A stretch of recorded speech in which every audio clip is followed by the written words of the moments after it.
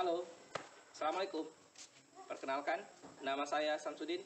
Saya berasal dari instansi SMP Negeri 5 Ogodede. Saya merupakan calon guru penggerak Angkatan 5 dari Kabupaten Toli-Toli.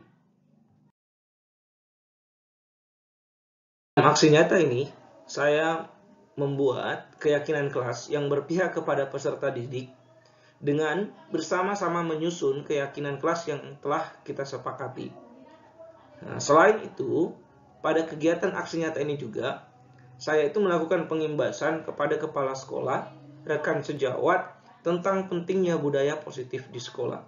Karena daerah kami yang tidak ada jaringan maupun listrik, sehingga pelaksanaan yang saya lakukan adalah melakukan diskusi dan konsultasi secara langsung. Nah, di mana tujuannya adalah melakukan perubahan ke arah yang positif dengan menjalankan keyakinan-keyakinan kelas yang telah kita sepakati bersama. Dukungan yang dibutuhkan pada saat melaksanakan aksi nyata ini terdiri atas beberapa hal. Yang pertama ini semua warga sekolah, di mana itu termasuk siswa, guru, dan masyarakat itu sendiri atau yang berada di lingkungan sekitar sekolah. Nah, ini demi menciptakan budaya positif di sekolah kita, di sekolah SMP Negeri 5 Ogodede lebih tepatnya, dan juga di lingkungan sekitar. Nah, ada juga orang tua siswa dalam membudayakan positif di lingkungan keluarga. Nah, itu sangat dibutuhkan. Nah, selain itu siswa juga sebagai tujuan utama dalam menciptakan budaya positif itu sendiri. Latar belakang dari pelaksanaan rencana aksi nyata 1.4 ini sendiri, yaitu terciptanya sekolah yang aman, nyaman, bersih, dan bebas dari gangguan. Nah, itu impian dari semua peserta didik. Ya, sehingga terciptanya lingkungan belajar yang positif dan menyenangkan serta berpihak pada mereka.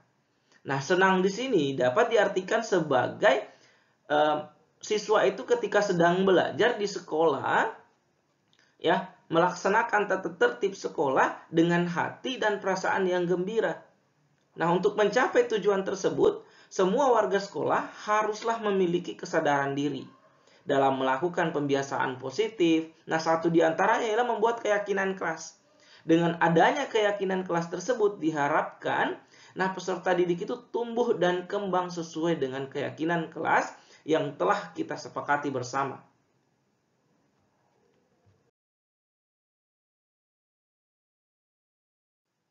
Pada kegiatan aksi nyata 1.4 ini sendiri ada disiplin positif. Nah, disiplin positif yang dimaksud di sini adalah disiplin yang berkaitan dengan kontrol guru.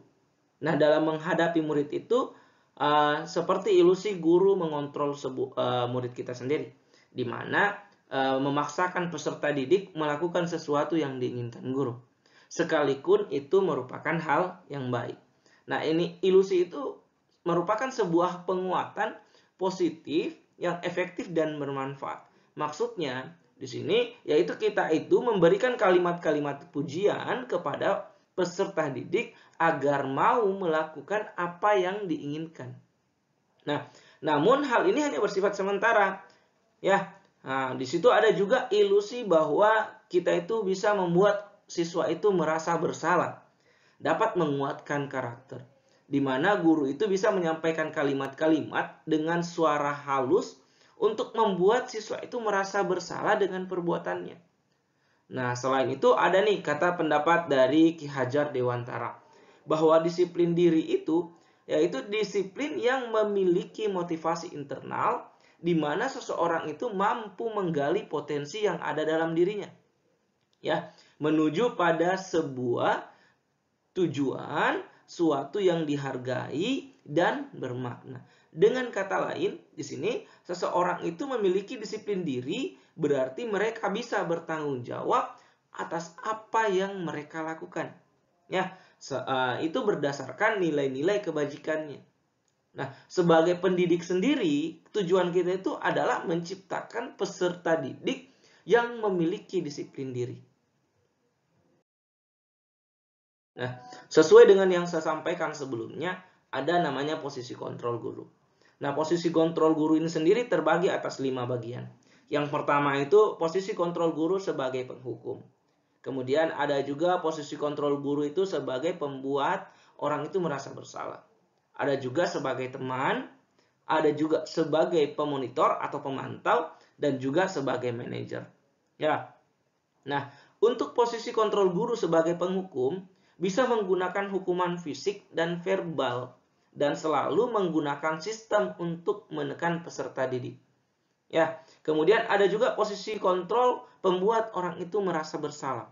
Nah, posisi ini biasanya guru akan buat suara lembut dan akan membuat peserta didik itu merasa buruk tentang diri mereka, tidak berharga, ya, dan telah mengecewakan orang-orang yang disayanginya, sehingga siswa itu merasa bersalah. Seperti itu. Kemudian ada juga kita sebagai posisi kontrol sebagai teman. Nah, pada posisi ini guru itu tidak akan menyakiti peserta didik, namun tetap berupaya mengontrol peserta didik dan melakukan pendekatan secara persuasif. Ya. Kemudian ada lagi posisi kontrol sebagai monitor atau pemantau. Maksudnya di sini guru itu mengawasi dan bertanggung jawab atas perilaku peserta didik yang kita awasi. Ya. Kemudian ada posisi kontrol sebagai manajer. Nah, di sini guru itu berbuat sesuatu bersama dengan murid dan mempersilahkan murid untuk mempertanggungjawabkan perilakunya. Mendukung murid agar dapat menemukan solusi atas permasalahannya sendiri. Nah, tujuan akhir dari 5 posisi kontrol guru itu sendiri yaitu posisi manajer, di mana di posisi ini peserta didik itu dapat menjadi pribadi yang mandiri, merdeka, dan bertanggung jawab atas segala perilaku dan sikapnya, yang nantinya dapat menciptakan lingkungan belajar itu positif, aman, dan juga nyaman buat mereka. Kemudian ada namanya kebutuhan dasar. Nah, pada dasarnya kebutuhan dasar itu ada 5. Nah, yang pertama ada kebutuhan dasar untuk kebutuhan bertahan hidup. Ya, di mana kebutuhan ini lebih ke bersifat fisiologisnya siswa. Di mana untuk kebutuhan bertahan hidup, misalnya kesehatan, rumah, dan makanan. Jadi bukan berarti kita harus membelikan mereka rumah, tidak. Tetapi kita harus memperhatikan misalkan kesehatannya mereka. Jangan kita memaksakan mereka ketika mereka sedang sakit. Seperti itu. Nah, itulah yang namanya kebutuhan bertahan hidup. Kemudian ada namanya kebutuhan cinta dan kasih sayang. Nah, kebutuhan ini itu lebih memfokuskan siswa, mereka itu membutuhkan kasih sayang, ya, membutuhkan untuk disayangi, ya, membutuhkan untuk mereka merasa diterima, ya, kebutuhan akan hubungan dan koneksi sosialnya, ya, kebutuhan untuk memberi dan menerima kasih sayang, dan kebutuhan untuk merasa menjadi bagian dari suatu kelompok. Itulah yang kita namakan dengan kebutuhan cinta dan kasih sayang. Kemudian ada juga namanya lagi kebutuhan kebebasan. Nah, kebutuhan ini akan kemandirian, otonomi, ya, memiliki pilihan dan mampu mengendalikan arah hidup seseorang itu sendiri. Jadi anak-anak dengan kebutuhan ini memiliki keinginan yang tinggi, ya. Mereka memiliki pilihan sendiri. Mereka perlu banyak bergerak, suka mencoba-coba, tidak terlalu terpengaruh dari orang lain, dan mereka itu senang sekali melakukan hal-hal yang baru dan menarik. Makanya biasanya kebebasan itu lebih ke, bisa jadi mereka itu fokus ke kinestetiknya mereka lebih suka mencoba, ya. Kemudian ada kebutuhan kesenangan. Nah, kebutuhan kesenangan ini pada dasarnya yaitu kebutuhan untuk mencari kesenangannya mereka, entah itu dalam bentuk bermain maupun tertawa. Ya, bayangkan hidup tanpa kenikmatan apapun, tanpa menyedihkan, ya. Nah, sementara ada juga pendapat dari Glasser itu menghubungkan kebutuhan itu akan kesenangan dengan belajar. Ya, jangan sampai kita tidak memperhatikan kesenangannya mereka. Misalkan mereka itu butuh ketika pembelajaran itu mereka pengen bermain. Nah, kita ciptakan suasana belajar itu dengan cara permainan. Mereka pengen belajar dengan ada tertawa di dalam kelas, maka kita ciptakan suasana belajar itu bisa tertawa seperti itu. Ya, ada lagi kebutuhan akan kekuasaan. Ya, kebutuhan ini berhubungan dengan kekuatan untuk mencapai sesuatu, ya, mencapai kompeten, menjadi terampil, diakui atas prestasi dan keterampilan yang mereka dapatkan. Ya, mereka itu pengen didengarkan, memiliki rasa harga diri. Ya, kebutuhan ini bisa dikatakan untuk sangat berharga untuk siswa itu sendiri. Makanya kebutuhan kekuasaan itu biasa juga mereka itu sangat membutuhkan penghargaan. Pengen selalu diberikan penghargaan. Walaupun kita itu memberikannya hanya berupa tepuk tangan, itu sudah puas mereka. Ada kepuasan, ada kekuasaannya mereka di situ. Nah, dari situ mereka itu bisa membuat perbedaan, bisa membuat pencapaian, ya, kompetensi dan diakui serta dihormati oleh orang lain. Maksudnya di sini bisa jadi guru itu sendiri maupun dari teman-temannya.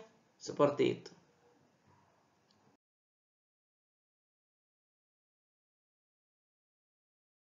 Di dalam kelasnya kita, itu biasanya kita akan membuat sebuah keyakinan kelas. Nah, di sini keyakinan kelas itu merupakan kebajikan-kebajikan atau prinsip-prinsip universal yang kita sepakati bersama. Ya, keyakinan dapat memotivasi peserta didik, ya, karena merupakan kesepakatan yang telah dibuat dan disepakati secara bersama-sama. Nah, di sini kenapa saya di sini menuliskan keyakinan. Nah, itu kuncinya. Karena di sini keyakinan itu kita sepakati bersama. Kita yakini bersama. Kenapa saya tidak buat sebagai kata peraturan kelas? Nah, artinya kalau peraturan kelas itu saya bisa membuat peraturan itu sendiri, ya, tanpa melibatkan siswa. Nah, makanya di sini saya nyatakan sebagai keyakinan kelas. Artinya segala sesuatu yang kita sepakati bersama. Ya, dari segi siswa maupun dari gurunya.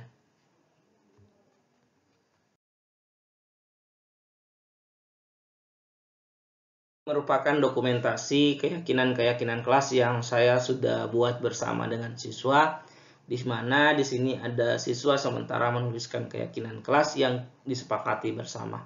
Mereka menuliskan apa yang kita akan sepakati bersama, seperti itu.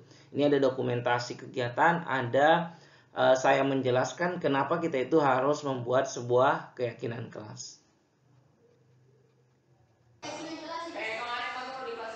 Yang bagaimana itu? Artinya keyakinan kelas itu keyakinan yang akan kita sepakati bersama, baik itu dalam aturan-aturannya, cara berpakaian, keterlambatan, rambut, dan lain-lain. Itulah yang akan kita yakini bersama. Nah, di sini saya tuliskan judul awalnya adalah keyakinan kelas. Artinya ini berlaku di dalam kelas. Tetapi bukan berarti kalian tidak mempelajarinya dan tidak melakukannya di luar. Misalkan, nih banyak nih, apalagi nih yang mau belajar malam-malam. Biasa tuh ada orang tua di depan nih, orang tua di depan.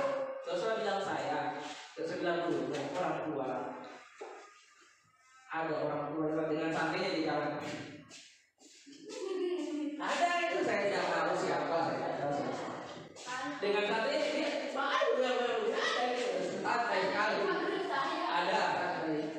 Nah itulah satu yang akan kita rubah. Misalkan yang minimal kalau ada orang, saya tidak larang orang jalan begini ya, tetapi ketika kalian lewat di depannya orang tua ataupun orang lain, ya kita kembali ke kebudayaannya kita. Permisi. Kalau tidak mau bilang KB, begini saja minimalnya. Sudah mengerti orang itu. Betul kan?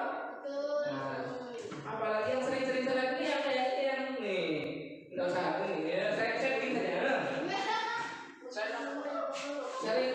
Saya cuma duduk ini. Ada saya kadang duduk di bawah pohon.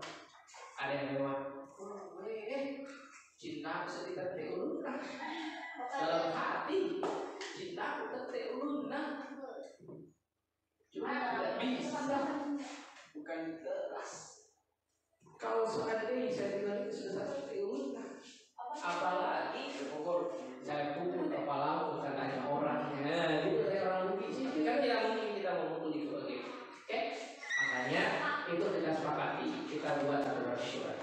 Nah, gini aja.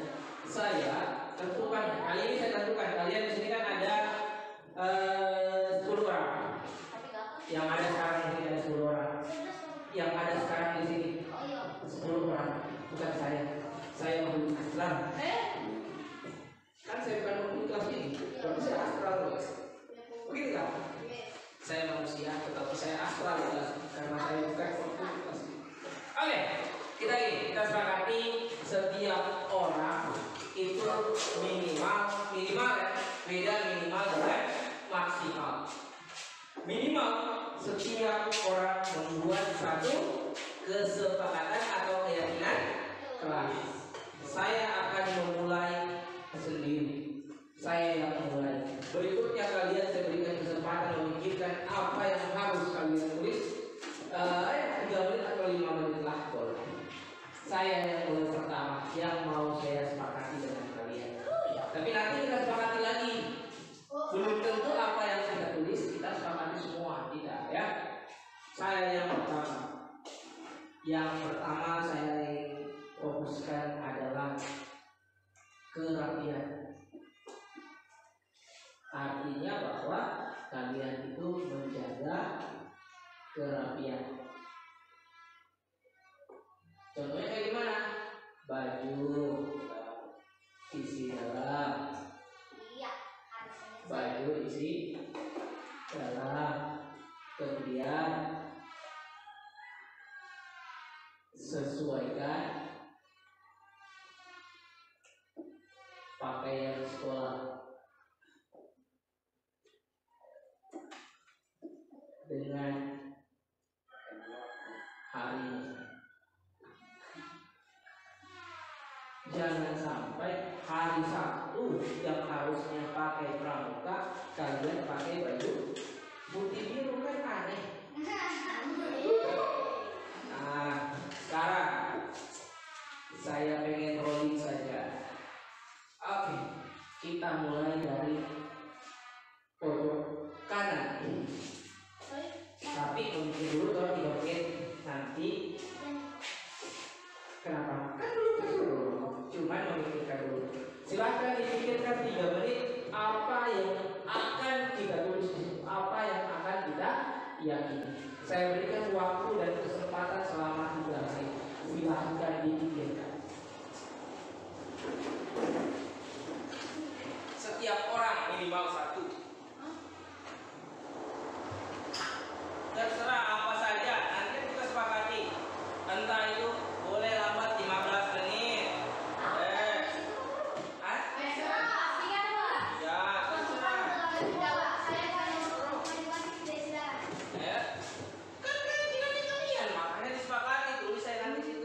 Tapi itu berlaku untuk di kelas saya.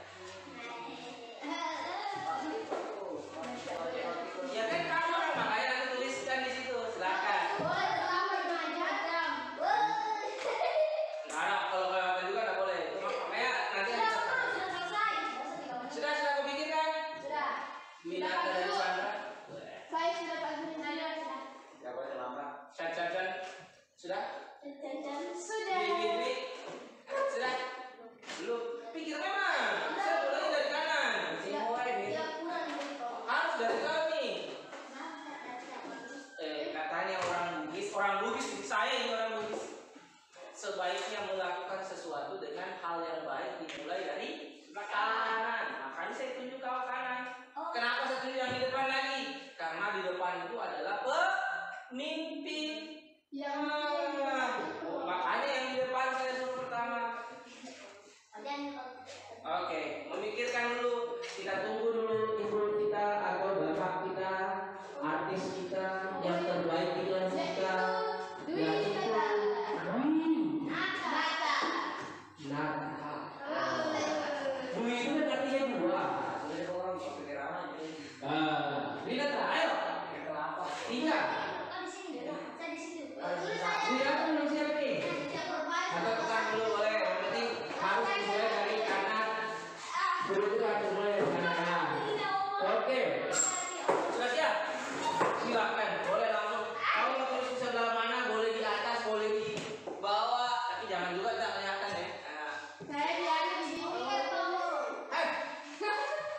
Whiteboard.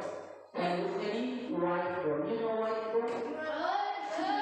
Katanya itu papan tulis warna putih. Nah, ini bukan warna putih dulu, sudah warna apa ya? Warna hitam.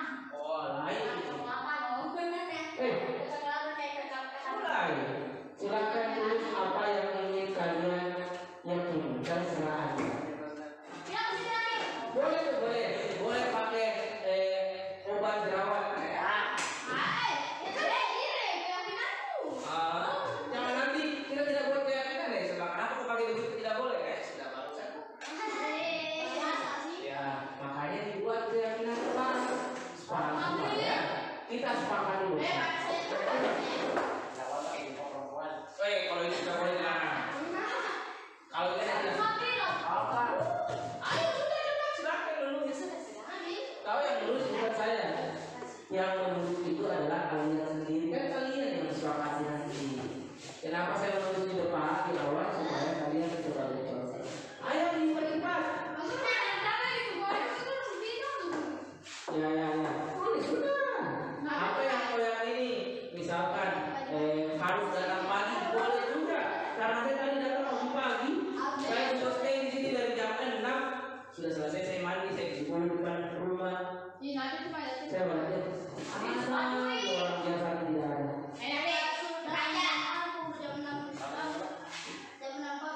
Minimal satu orang, minimal satu.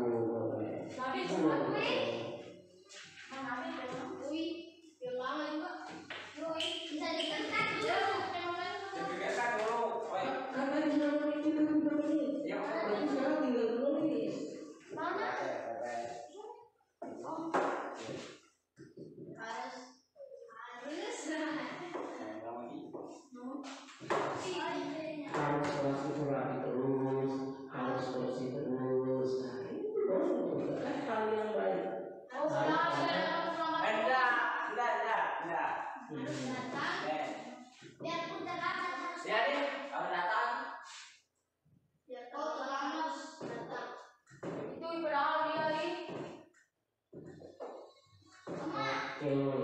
Katanya Nabil harus datang pagi-pagi.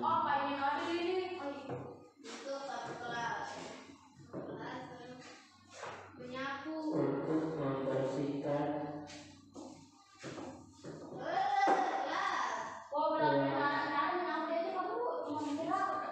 nah kan dia yang berusaha makanan nanti. Jadi kalau dia membantah, dia tidak kita berikan konsekuensi. Nah sanksi gitu. Oke, sudah saya mau tambah lagi.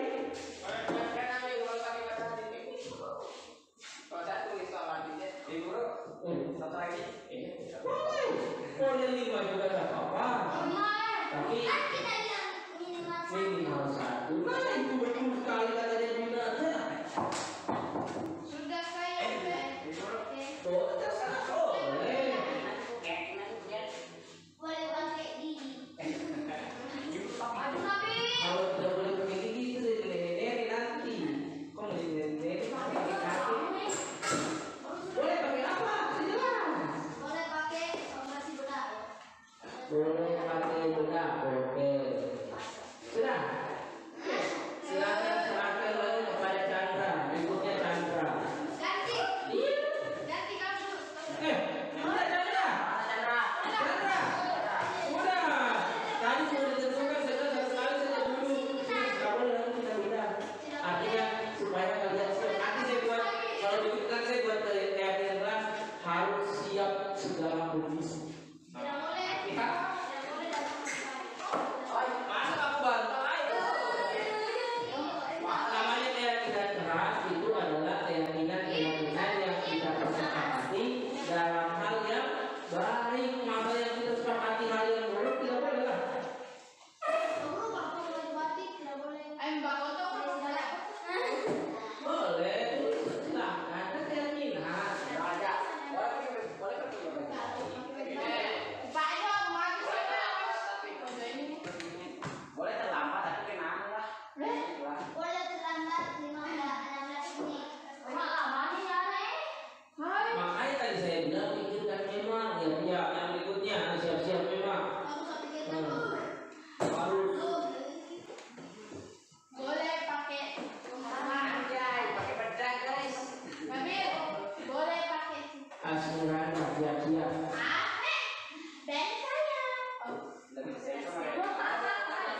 Haris Asmiranda, siap-siap Alka.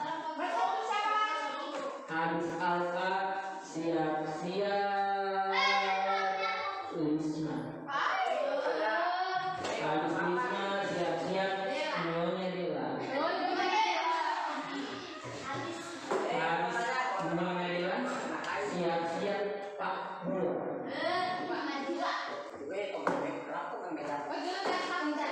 Asdan, yuk kaki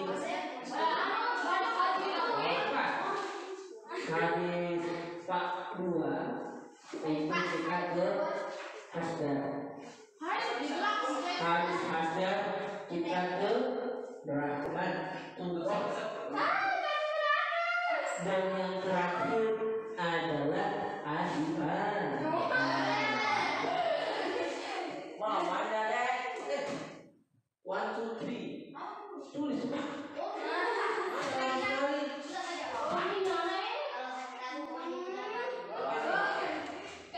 Kalau begini nih nanti ditentukan nih, woi 5 menit saja, 1 menit saja, saya itu sampai 10 harus sudah ditulis sama itu kan. Oke.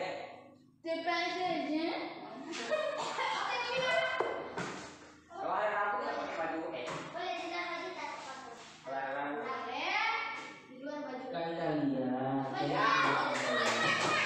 kecuali hal yang baik kan itu batik jadi tidak apa-apa. Kecuali kayak di hari ini kalian apa? Cici dulu deh, bapak dulu.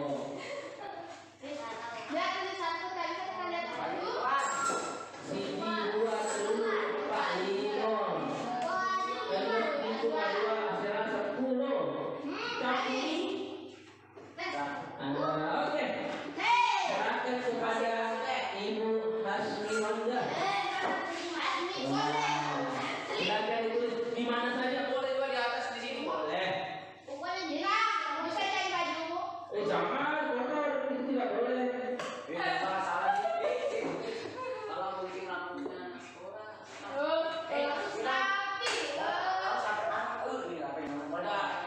Yang boleh ini jangan baju tidak boleh dibuka-buka. Harus tidak boleh lepas baju sekolah saat masih jam sekolah. Sepatu tidak boleh dilepas. Atau buatan seperti yang kita sepatu harus baru terus. Kalau yakin terpas kalau bilang sepatu harus baru terus. Terpas saya juga pilih beli sepatu hari-hari enggak. Nanti dibilang oke boleh sepatu hitam. Oke. Kau udah duduk di situ. Kenapa? Nanti pikir apa yang kurang. Alka, tetap di tempat tadi sudah ada urutannya. Kenapa di sini Lina? Ayo Alka. Tadi kau bilang sudah memikirkan.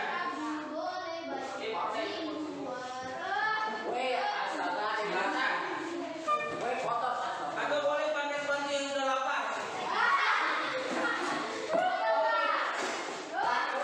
Dua-dua. Tapi tidak boleh kau ganggu yang mana.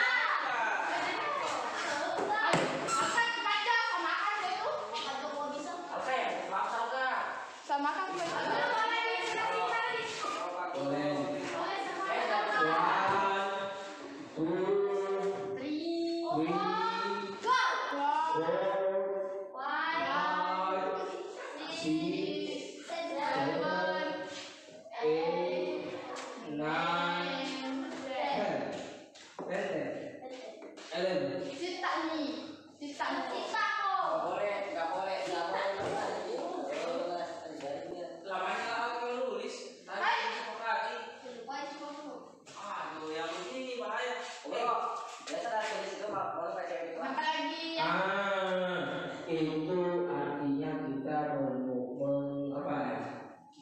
tidak menghargai norma, tidak menghargai ajaran agama gitu. Jadi itu tidak boleh. Jadi kita juga harus menjalankan nilai-nilai yang ada. Ayo, sepakat. Nah, kalian sudah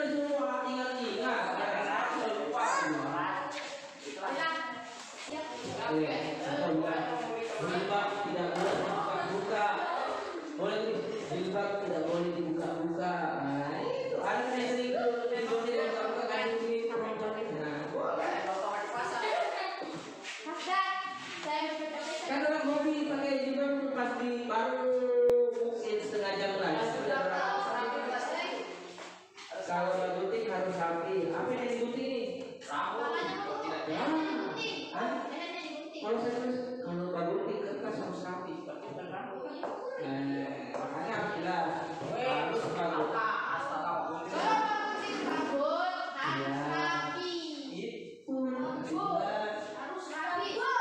Nanti kalau bertahan terus sediakan mesin, nanti saya cukur pakai mesin. Saya cukur pakai mesin, dorong kembali mesin.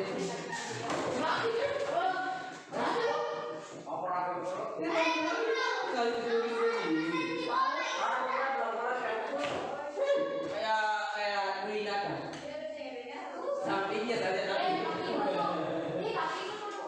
Jangan kaki harus sopan. Dah. Oke, berikutnya.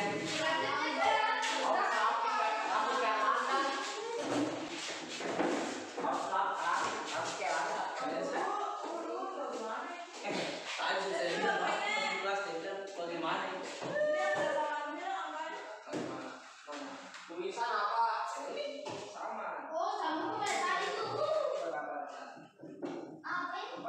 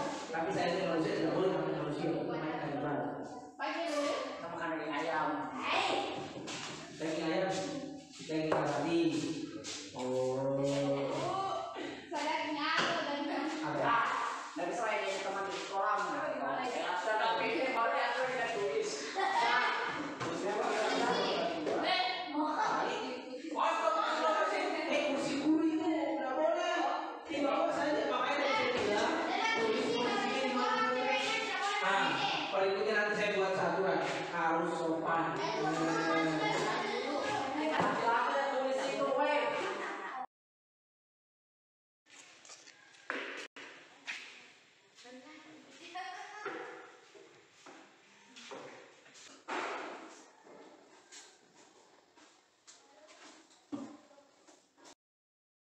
Bantu ini.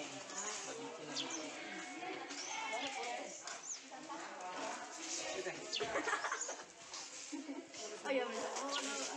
Sudah. Ini salpon kan.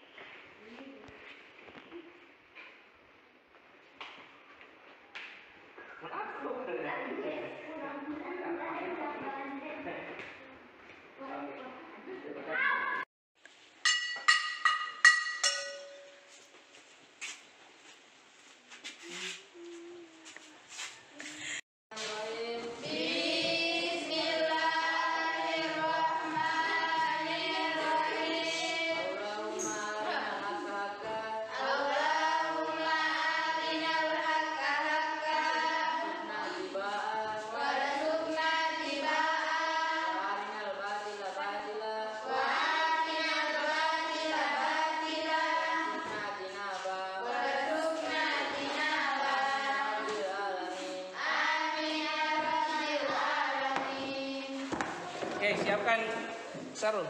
Tarik, jangan.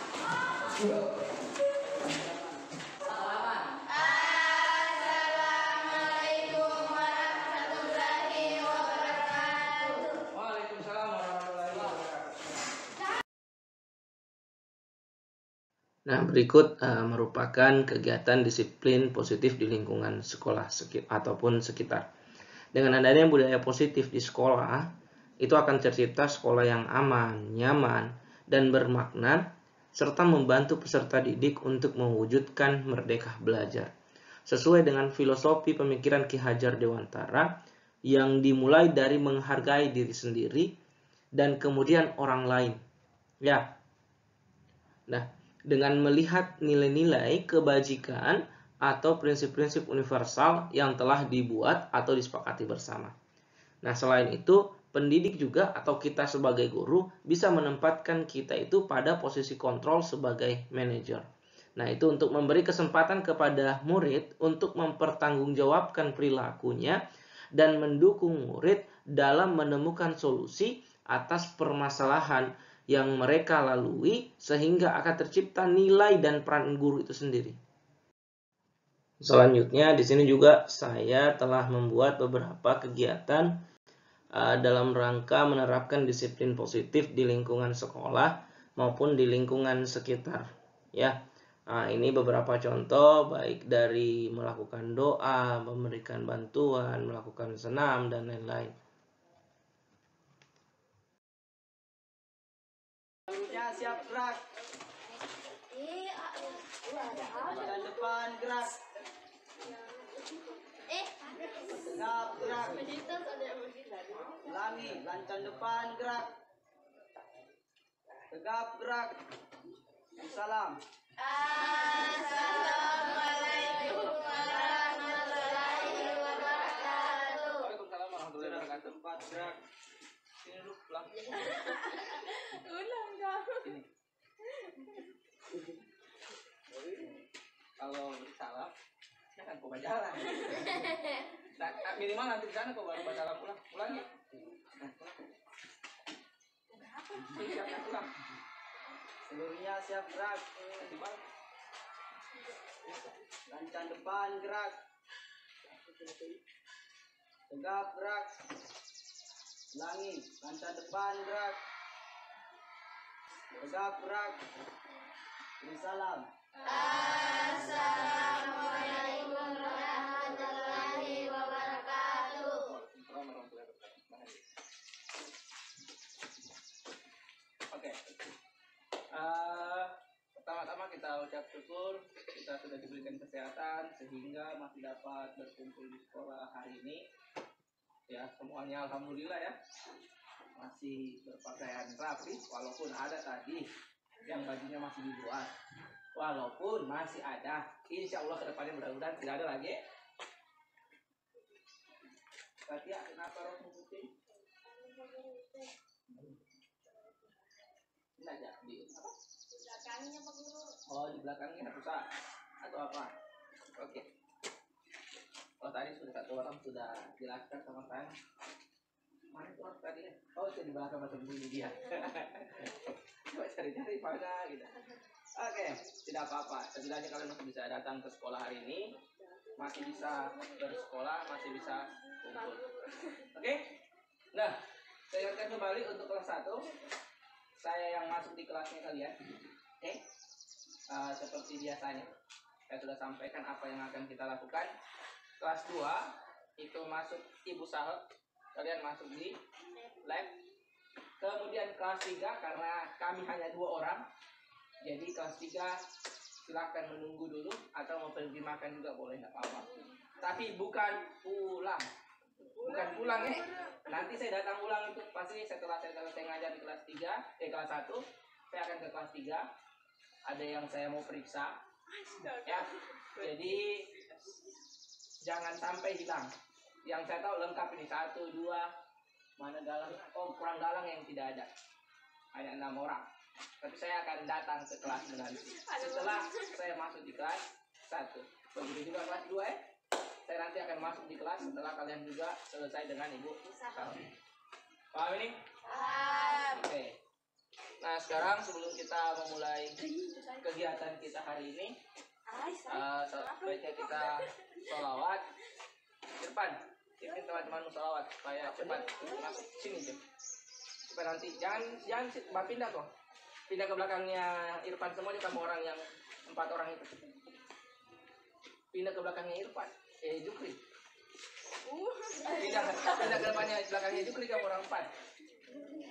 Nurni, pindah ke kalian berempat. Koinnya Ai Nurni. Pindah ke depan. Oke, pimpin temanmu sholawat. Teman-teman, sebelum kita masuk kelas, marilah kita bersalawat. Siapkan dulu teman. Seluruhnya siap gerak. Teman-teman, sebelum kita masuk Kasih kelas, siap semua dulu. Masih ada yang belum siap sih. Kasih berat sedikit suaramu Irfan. seluruhnya siap gerak. Dengar pimpinannya ya. Cepat Jupri. Cepat. Lari. Nah, Teman-teman, sebelum kita masuk kelas, marilah kita Siap. bersalawat. Salawat dimulai. Allahumma sholli sholatan kamilatan wa sallim salaman tamman ala syahidina Muhammadin allazi tanalu bihil uqadu wa tanfarijul bihil kurabu wa tudda bihil hawaiju wa tunalu bihil ghaibu wa husnul tawatimi wa yustasofal kamamun biwadihil qarim wa ala alihi wa sahbihi fi kulli lamhatin wa nafasin bi adadi kulli malumila. Seluruhnya siap gerak. Baru barisan jalan.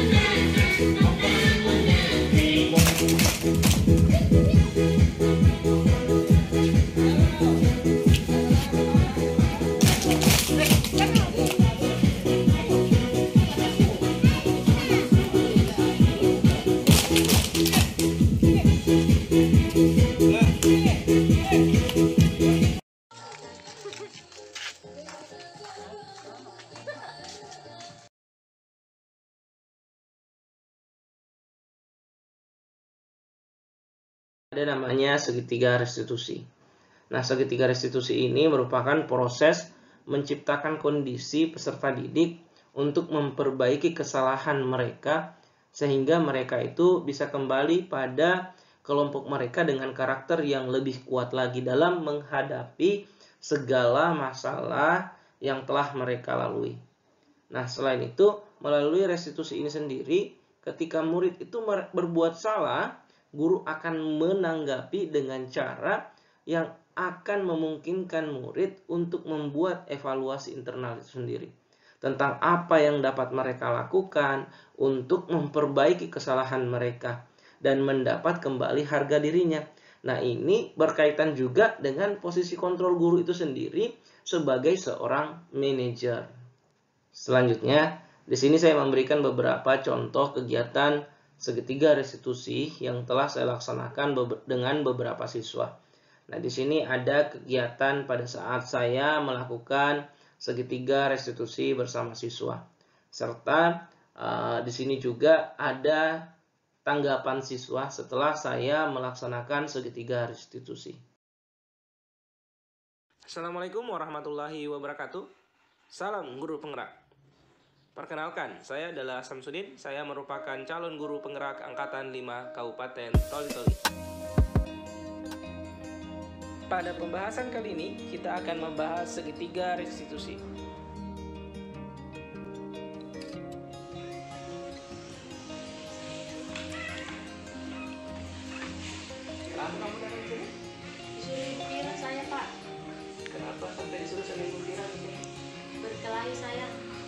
kalau berkelahi? Dengan Devi, Pak. Kenapa bisa sampai berkelahi? Gara-gara sama orang tua aku, Pak. Oke, benar, kamu sudah membela orang tuamu. Tapi berkelahi itu tetap perlu diperbaiki. Ya, apa saja yang telah kau lakukan sama Devi tadi? Tadi rambutnya bagus, saya pukul dia. Misalnya bertindak lebih gegabah dari ini. Kamu bukan melakukannya tanpa suatu alasan. Kamu melakukannya karena mempertahankan sesuatu yang penting buat kamu. Nah, mungkin kamu bisa belajar sesuatu dari kesalahan tadi.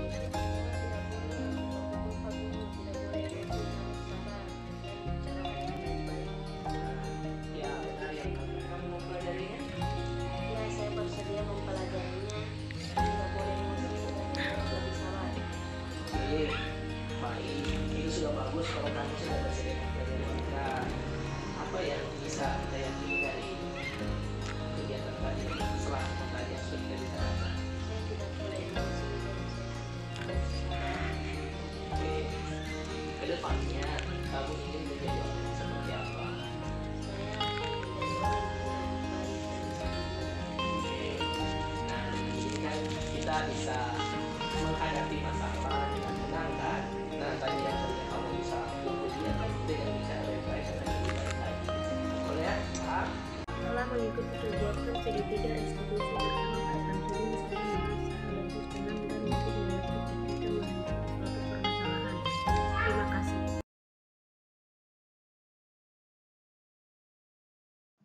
Selanjutnya, kegiatan akhir yang saya lakukan itu melakukan pengimbasan kepada rekan sejawat. Di mana kegiatan awal yang saya lakukan itu saya melakukan konsultasi dengan kepala sekolah masalah disiplin positif ini sendiri. Kemudian saya melakukan diskusi dengan rekan sejawat saya, di mana pada saat melakukan ini saya itu melakukannya secara offline ya, karena di daerah saya tidak ada jaringan maupun listrik, sehingga saya melakukan pengimbasan ini secara langsung, bahasanya secara langsung, hanya sekedar langsung menjelaskan kepada rekan sejawat. Karena saya tidak bisa menggunakan PowerPoint maupun saya tidak bisa mencetak, karena di sekolah saya, tepatnya di SMP Negeri 5 Ogede ini kan tidak ada listrik, jadi saya tidak bisa mencetak PPT-nya, tidak bisa mencetak kertasnya. Jadi saya hanya memberikan penjelasan secara langsung kepada rekan-rekan sejawat saya. Nah, di sini saya itu menjelaskan kepada rekan sejawat saya, kepada 3 orang karena kami hanya segini.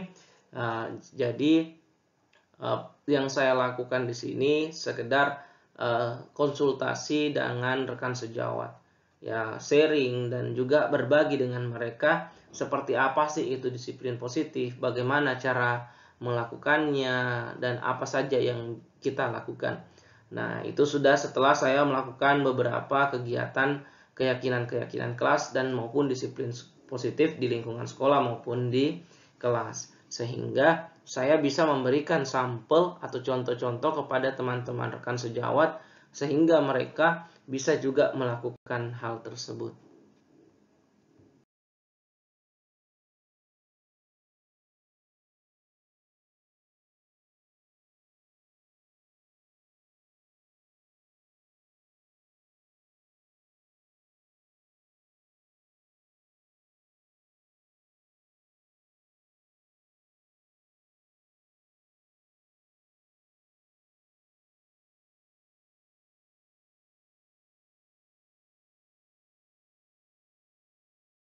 Assalamualaikum warahmatullahi wabarakatuh. Waalaikumsalam warahmatullahi wabarakatuh. Ya, sebelumnya saya memperkenalkan diri lagi dari awal ya. Walaupun pada dasarnya kita sudah saling kenal.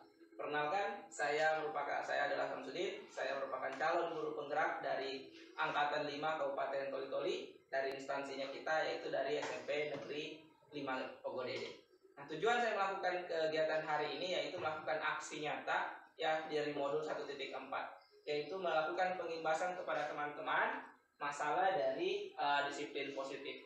Nah, di sini ada deskripsi dari aksi nyata yang sudah saya rencanakan. Di sini saya akan melakukan yaitu membuat keyakinan kelas. Ya, kenapa kita harus buat keyakinan kelas? Supaya kita itu tahu jangan sampai siswa itu melakukan kesalahan, kita tahu apa yang harus kita lakukan. Kita harus sepakati bersama. Makanya kita perlu membuat suatu keyakinan kelas itu di setiap awal pembelajaran. Jadi setiap awal pertemuan sebaiknya kita melakukan keyakinan kelas. Gitu. Kemudian ada juga kita mengkomunikasikan dan mengimbaskan kepada teman maupun kepala sekolah. Nah, inilah yang sudah saya lakukan. Saya sudah melakukan komunikasi dengan kepala sekolah dan sekarang saya mengimbaskan kepada teman-teman semua. Kemudian yang terakhir, melakukan perubahan positifnya atau melakukan aksinya di sekolah, baik kepada siswa dan kepada guru itu secara langsung. Nah, kemudian di sini juga ada beberapa dukungan yang saya butuhkan pada saat melakukan aksi nyata ini. Yang pertama yaitu semua warga di sekolah, jadi termasuk guru-guru. Jadi saya mohon dukungan juga dari teman-teman semua, dan itu juga termasuk dari siswa sendiri dan masyarakat. Kenapa kita libatkan masyarakat dalam melakukan ini? Karena kalau kita butuh suatu kesepakatan itu kita butuh masyarakatnya, butuh orang tuanya, butuh orang tua siswa, ya. Kemudian begitu selain itu sebagai siswa itu sendiri yang jadi tujuannya kita. Jangan sampai siswa itu kita buat kesepakatan tapi siswa itu tidak setuju, nggak boleh. Gitu. Kemudian di sini ada latar belakang kenapa saya itu melakukan aksi nyata ini. Nah, di sini tujuan utamanya yaitu kita melakukan suatu perubahan positif, di mana terciptanya lingkungan sekolah yang bersih, aman, dan nyaman. Dan itu difokuskan kepada siswa. Jadi kapan siswa itu merasa aman, kapan itu merasa nyaman, dan merasa lingkungan sekolahnya bersih. Jadi kalau siswa tidak merasa nyaman di sekolah, maka kita gagal sebagai guru. Nah, itu tujuan utama kenapa kita di dalam dunia pendidikan penting melakukan itu. Harus anak itu merasa nyaman di sekolah. Jadi kalau orang tidak nyaman di sekolah, maka pasti hancur sekolahnya. Gitu. Ya. Kemudian saya persingkat. Nah, ini ada kegiatan kita yang akan saya lakukan yaitu disiplin positif. Dimaksud di sini yaitu melakukan hal-hal yang positif, melakukan perubahan. Ya. Dimana pada tujuan utamanya kita itu kalau kita katakan sebagai ilusi yang dapat mengubah anak-anak. Kita memaksakan tapi pada dasarnya merupakan hal yang positif. Misalkan kita tahu ini kebiasaannya anak-anak, tidak ada sudah sopan santun. Jika seorang anak-anak lewat itu tidak ada sopan santunnya, langsung saja lewat. Nah, itu yang kita salah satu bisa berubah dengan melakukan budaya-budaya positifnya itu. Contohnya misalkan kita kembali ke budaya. Misalkan budaya tabik kita biasakan. Nah, itu salah satu contoh dari budaya positif yang bisa kita lakukan. Nah, kemudian sesuai dengan yang saya sampaikan sebelumnya, ada namanya posisi kontrol guru. Nah, posisi kontrol guru ini sendiri terbagi atas 5. Nah, tujuan itu dari posisi kontrol guru itu sendiri yaitu posisi manajer. Oke. Kemudian di sini ada dari posisi kontrol. Nah, guru itu ada 5 posisi kontrol pada dasarnya. Nah, yang pertama yaitu kita itu sebagai penghukum. Nah, di sini maksudnya kita itu lebih menekankan pada hukuman-hukuman kepada siswa. Namun, posisi kontrol penghukum ini sangat jarang digunakan. Kalau bisa, malahan jangan dilakukan. Itu posisi kontrol yang bisa kita lakukan. Kemudian yang kedua, yaitu sebagai pembuat orang bersalah. Jadi bagaimana itu pembuat orang bersalah? Kita buat anak-anak itu kayak merasa bersalah, tapi dengan bukan bahasa kasar. Kita pakai bahasa yang halus. Contohnya gini, satu sederhana. Ya, misalkan siswa itu terlambat, kita tidak bilang mereka, kenapa kok terlambat, kenapa? Enggak, jangan pakai bahasa yang kasar. Kita bilang, alhamdulillah kamu hadir hari ini, ya, kamu hadir hari ini masih bisa beraktivitas. Artinya, tapi alangkah lebih baik lagi gitu, kalau kamu bisa datang tepat waktu. Jadi dia merasa bersalah, tapi dengan bahasa kita yang halus. Ya, itulah yang membuat siswa itu merasa bersalah. Kemudian yang ketiga, yaitu sebagai yaitu sebagai temannya kita. Jadi kita itu sebagai guru harus bersikap sebagai teman kepada siswa. Jangan sampai siswa itu merasa takut sama kita. Itu yang ketiga. Kemudian yang keempat yaitu sebagai pemantau. Di mana pemantau ini lebih ke orang yang memantau. Jadi kita pantau siswanya, bagaimana sesuai dengan strukturnya kita, bagaimana sesuai dengan keyakinan kita buat. Nah, itulah yang kita katakan sebagai posisi pemantau. Kemudian yang terakhir yaitu posisi manajer. Di mana posisi manajer yang bisa kita katakan sebagai posisi yang paling atas, yaitu posisi pada kepala sekolah. Ya. Kemudian di sini ada namanya kebutuhan dasar. Nah, mendasar. Kebutuhan dasar itu dibagi jadi 5. Siswa itu pada dasarnya membutuhkan 5 kebutuhan. Yang pertama yaitu kebutuhan bertahan hidup. Kalau ini mungkin sudah ada pada dasarnya dari anak-anak. Ada kebutuhan dasar bertahan hidup. Kemudian siswa itu juga butuh cinta dan kasih sayang. Nah, gitu. Jangan sampai siswa itu tidak butuh cintanya. Makanya siswa itu kadang membutuhkan perhatian lebih. Jadi kalau ada siswa nih yang pengennya cari perhatian sama orang, berarti dia itu sebenarnya cari butuh kasih sayang. Ya, dia sering bergaul dengan temannya, toh. Berarti sebenarnya dia itu butuh kasih sayang. Gitu. Itu yang namanya butuh cinta dan kasih sayang. Kemudian ada kebebasan. Nah, ini biasanya kebebasan itu siswa-siswa kita yang biasanya agak bandel, bahasanya gitu, agak bandel. Dia butuh mengekspresikan dirinya sendiri. Gitu. Itu kebebasan.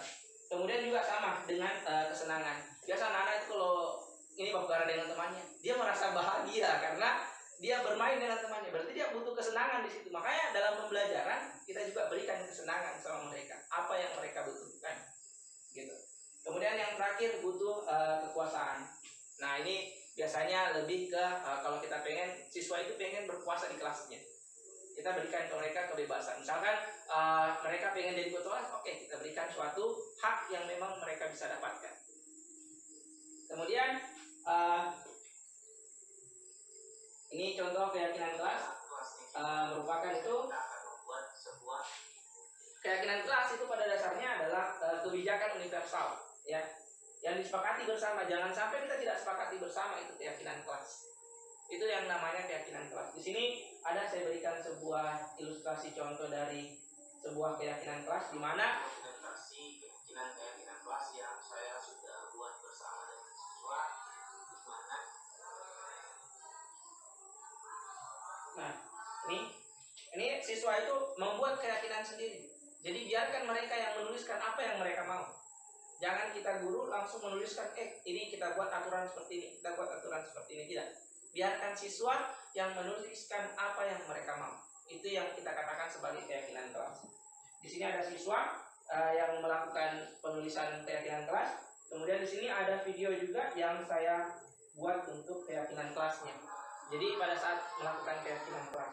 Nah, ini biarkan siswa itu mengekspresikan dirinya sendiri. Ya. Kemudian ini salah satu contoh penerapan keyakinan kelas. Salah satunya adalah menjaga kebersihannya. Kemudian ada membersihkan tempat belajarnya atau kelasnya sendiri. Kemudian ada juga membersihkan ruangan lain di sekolah. Ya, ini saya berikan contoh. Ini ada videonya juga. Kemudian selain itu ada keyakinan kelas. Misalkan kita buat kerjasama atau kelompok. Ya, makanya ada pembelajaran yang berbentuk diskusi. Nah, itu salah satu keyakinan kelas. Kalau misalkan siswa pengennya belajar itu diskusi, oke, kita berikan seperti itu, ya. Kemudian selain itu di sini juga ada beberapa penerapan keyakinan kelas. Misalkan kita keyakinan yang sudah kita sepakati, sholat bersama. Ada juga budaya tabe seperti tadi yang saya katakan.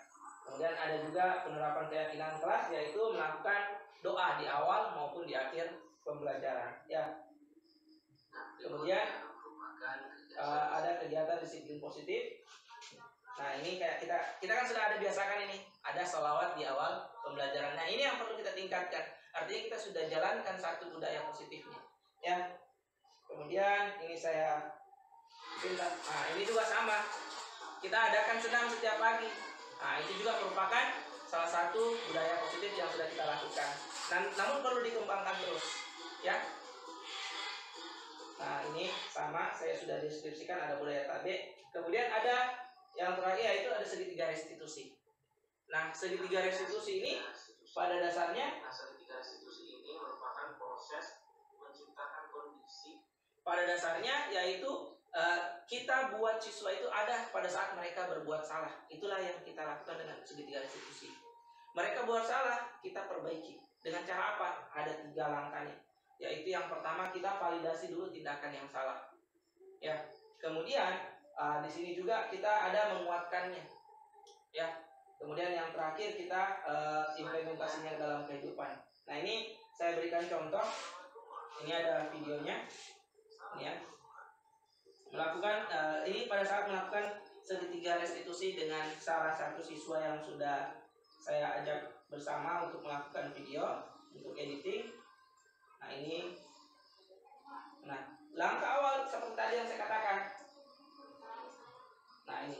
kita dulu memvalidasi dulu.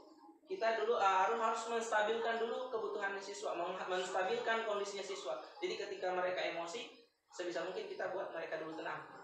Itu yang pertama, kita stabilkan kondisinya. Nah ini makanya pada fase 1 yaitu menstabilkan kondisinya siswa.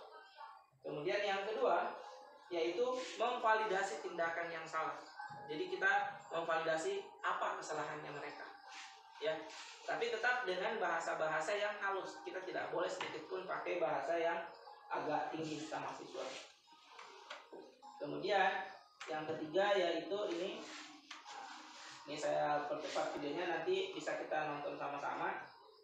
Nah ini yang ketiga yaitu ini saya perlihatkan lebih dekat ya. Ini kita menanyakan keyakinannya mereka. Apa yang sudah kita sepakati pada awalnya. Itulah langkah-langkah segitiga restitusi. Jadi setiap siswa melakukan kesalahan ada 3 langkah. Yang pertama kita stabilkan dulu kondisinya. Kemudian yang kedua validasi tindakan yang salah. Kemudian yang ketiga yaitu menanyakan keyakinan. Ya, itulah 3 langkah segitiga restitusi yang dapat kita lakukan. Nah ini sama pada saat melakukan pengimbasan salah satunya yang kita lakukan sekarang. Ya. Pengimbasan pada rekan sejawat, di mana kegiatan awal yang saya lakukan itu tidak bisa mencetak. Bagaimana teman-teman? Sudah ada yang mungkin ada dari teman-teman yang ingin menanyakan masalah dari disiplin positif yang sudah saya paparkan.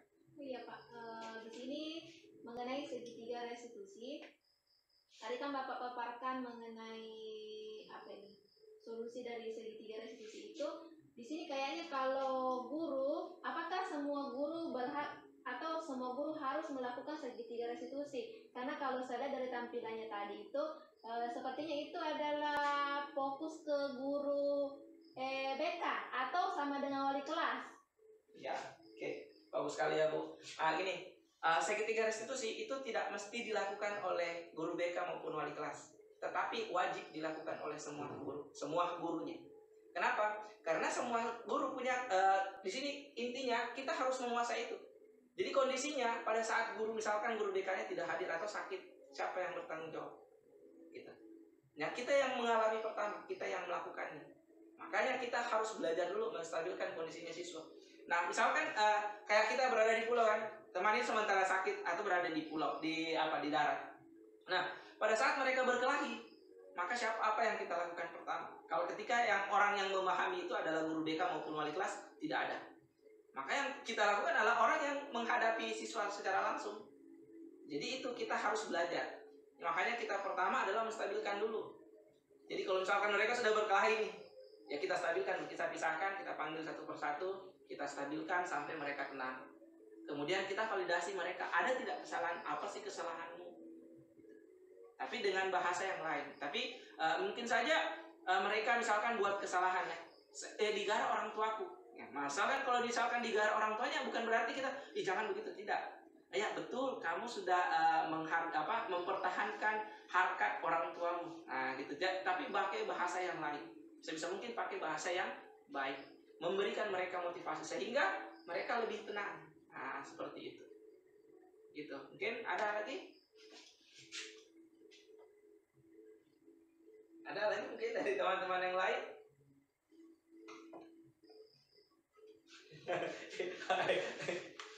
Ada juga, jangan sampai ini ada juga yang sering orang tanya, kenapa kita itu selalu di sini kita itu melakukan keyakinan kelas, ya? Kenapa bukan peraturan sih?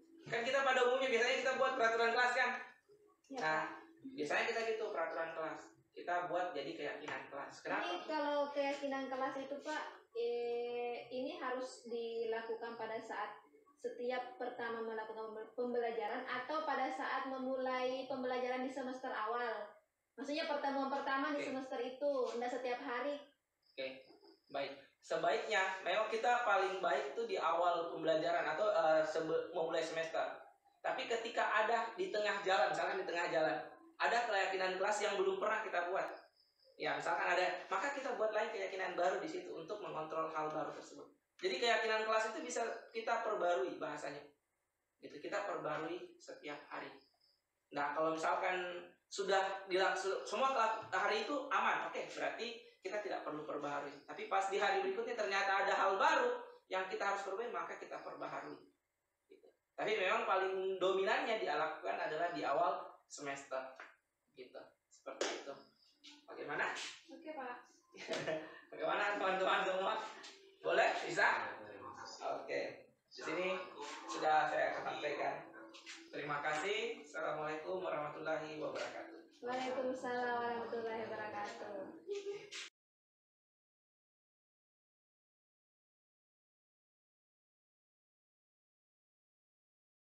Sekian dan terima kasih. Assalamualaikum warahmatullahi wabarakatuh.